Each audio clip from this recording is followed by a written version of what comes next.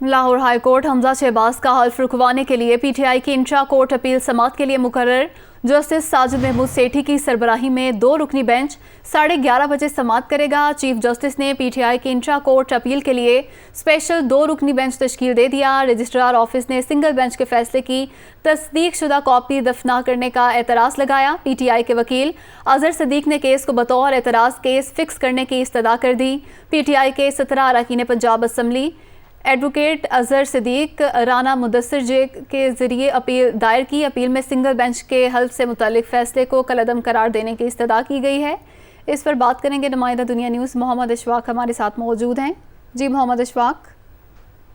جی بالکل، chief justice Lahore high court justice Muhammad Amir Bhatti نے P T I کی انٹرا کورٹ اپیل کے لیے اسپیشل 2 رکنی بینچ تشکیل دے دیا ہے۔ جسٹس ساجد محمود سیٹھی اور جسٹس طارق سلیم شیخ پر مشتمل 2 رکنی بینچ پاکستان تحریک انصاف کی اپیل پر آج 11:30 بجے سماعت کرے گا۔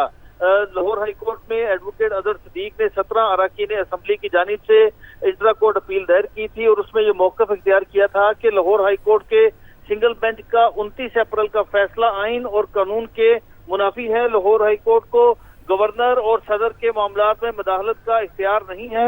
اپیل میں یہ بھی نقطہ اٹھایا گیا تھا کہ لاہور ہائی کورٹ فوری طور پر سنگل بینچ کے فیصلے کو کالعدم قرار دے اور جو حلف اٹھانے کا معاملہ تھا اس کو فوری طور پر روکا جائے۔ تو اب چیف جسٹس نے 2 رکنی بینچ تشکیل دے دیا ہے۔ 11:30 بجے 2 رکنی بینچ پاکستان تحریک انصاف کی اپیل پر سماعت کرے گا۔ جی محمد اشفاق، بہت شکریہ آپ کا۔